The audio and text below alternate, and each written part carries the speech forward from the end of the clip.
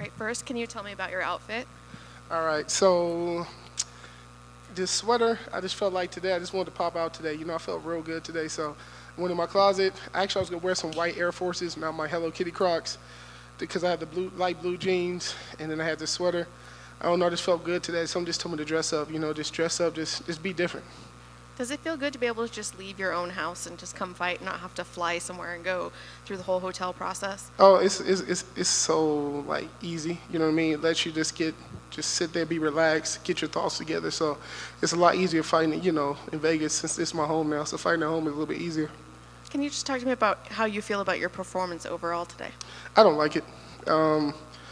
Honestly, I need to get my fat ass in better shape. That's one. He need to lose his belly. Two, it was moments where I know I rocked him, where I could have definitely pushed a little bit more to finish, But I think I like it, but I feel like it could have been better. That's just me, though. What about your opponent? What did you think of him? Were you surprised by anything that he was putting out, or? Honestly, I thought he was going to be a lot stronger. That was probably one of the biggest things. When you look at his highlights, you look at his fights, I thought this dude was going to be a tank. In my head, this dude was like fucking Goliath, you know what I mean? And obviously, I have my teammate Zach, so I got a 300-pound wrestler in my camp. He basically looks just a bigger size of him, So in my mind, I expected me fighting Zach this whole camp, That's kind of how I expected. But once I got out there, I was like, damn, he's not as strong as I thought he was going to be. What about the eye? It looks terrible from here. Oh, it's fucking. He poked me in my fucking eye, and I was like, fuck, I cussed. But yeah, I don't know how a black guy get a black eye, but you know what, fuck it.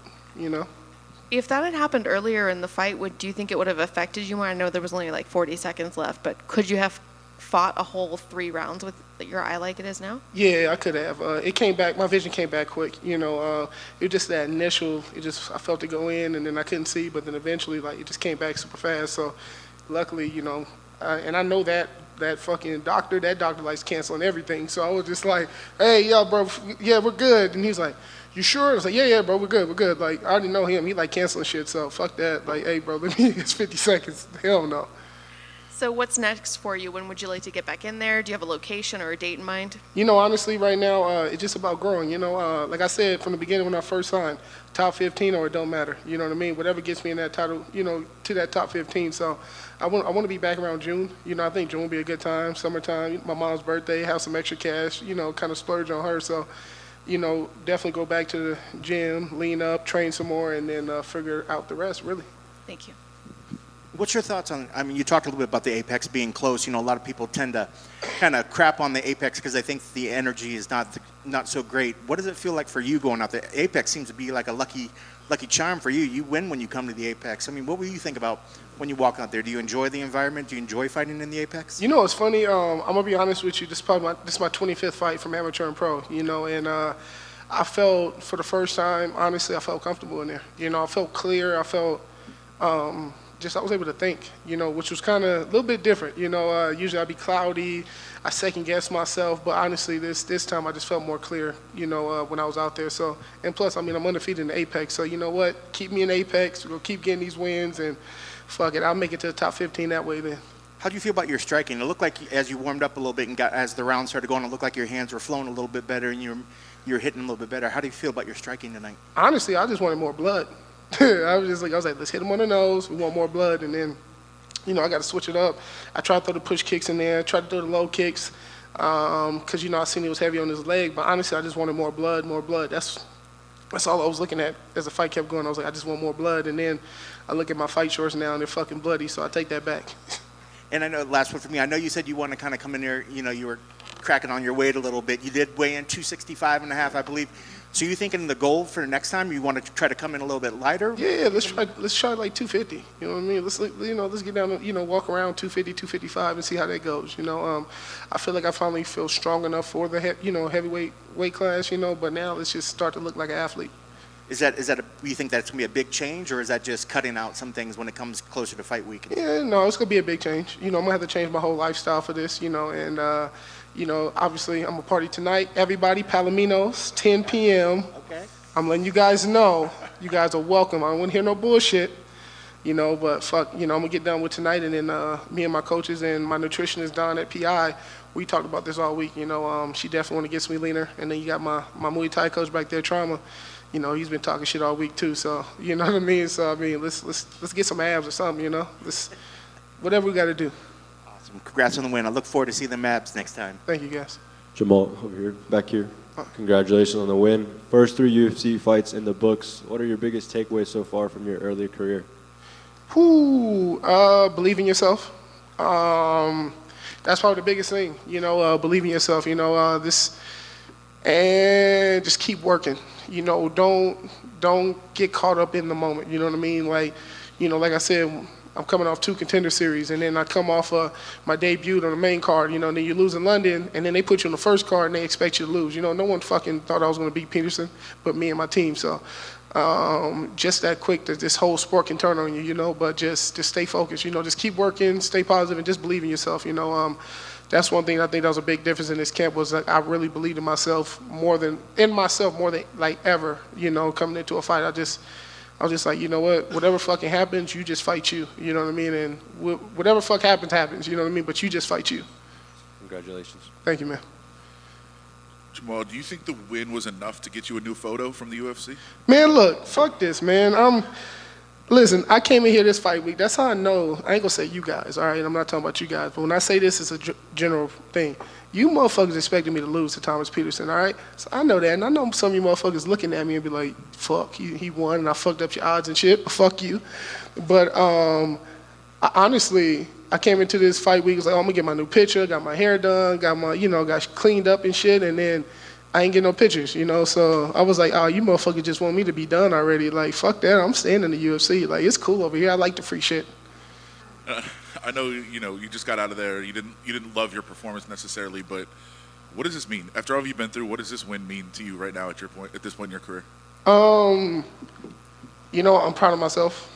You know what I mean? Just pushing. You know, I think I heard something this week. It was with Meatball Molly. They were talking about Meatball Molly today, and it was Tuesday when we checked in, and they were talking about how she used to work full time, and then she used to. And then she trained, you know what I mean? And, you know, that's one of the hardest things I take away from this, you know, because I always hear everybody tell me, oh, you work full time and you train, and you can't do this, and you need to focus more on your weight, and you got to focus more on training. But I feel like my job really cares about me. Come on now, I got 2 weeks off before my fight. Like, what fucking job gives you 2 weeks off and pay you? You know what I mean? And so it's kind of one of those things where I always fight back and forth with that, you know. Do I quit full time, you know, and just train full time, and I don't make enough money to support myself and my family, my mom, you know, or do I just say, like, you know what, whatever fuck happens, happens, let's just go with it, you know? But when I heard about Meatball Molly, like her first 4 or 5 fights in the UFC, she was working, and that just made me feel like better about myself.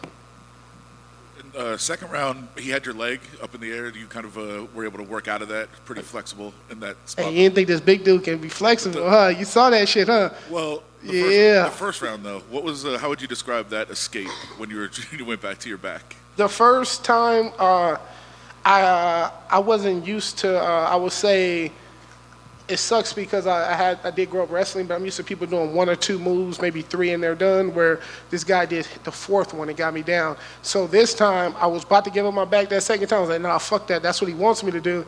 And then I kept fighting, but I realized after he hit that 4th move, he was stuck. He was like, oh, and I think after I stopped that takedown, his confidence went away. And that's one thing, you know, my coach always told me: if you stop a wrestler's takedown or you take him down first, everything else is it goes from there. Congrats, man. I guess. You know, if you drop enough weight, you're going to force them to have to take more picks. They don't have to. Yeah, you see that shit? They fucking go against me, man. Fuck them. But look, guys, I got something serious. High Desert Homeless Shelter. If you guys can get this out, it's off of Palmdale and Armagosa. It's shutting down. They take care of the veterans, the homeless. It's right next to Legends Gym. You know, I'm probably live 5 minutes from there. And I did my part donating. After this fight, I'm gonna donate 1,000. You guys can, man. It's High Desert Homeless Shelter. If you guys can, man, just get the word out. Support. That's really big in my community. If you know about Victorville, we're a very poor city. You know, we don't get a lot of funding. So I really want to dedicate my win to get some exposure to that, guys. That's really what I care about the most. The win is whatever. We're past that already. But let's help out people that like really need some help. So that's what I really wanted to say on Fight Week and Media Day, but I didn't get to do it. So I guess I get to do it right now. How did you get to know this like, how did you come across this? Beautiful to use that platform to educate people. How did you come across that location, that facility? How does it tie into it? You know, I still follow Victor Valley News Group and everything, but that's my hometown. I still have a lot of friends and family there, so they share, they repost it, you know, and they sent it to me to use my little 12K followers, you know, get some awareness, you know. So I don't have a big platform, but whatever I can, you know, I'd rather share it, you know, and I just want the world to know, man, it's really big in our community. It really does help a lot of people out. So, like I said, I've been homeless many a times in my life, so it just means a little bit more to me if I can just use my my platform to help someone else. That's crazy, man. Is it like a funding thing, or how did people react when they heard that this is going to be shut down? That's crazy. It was big in my city. It's funny, like, people don't care until it, like, shuts down, but it's really big. You know, at some point I had friends who were out of that point, and I didn't even know about it because, you know, people don't want to talk about their life, but I had friends out of there.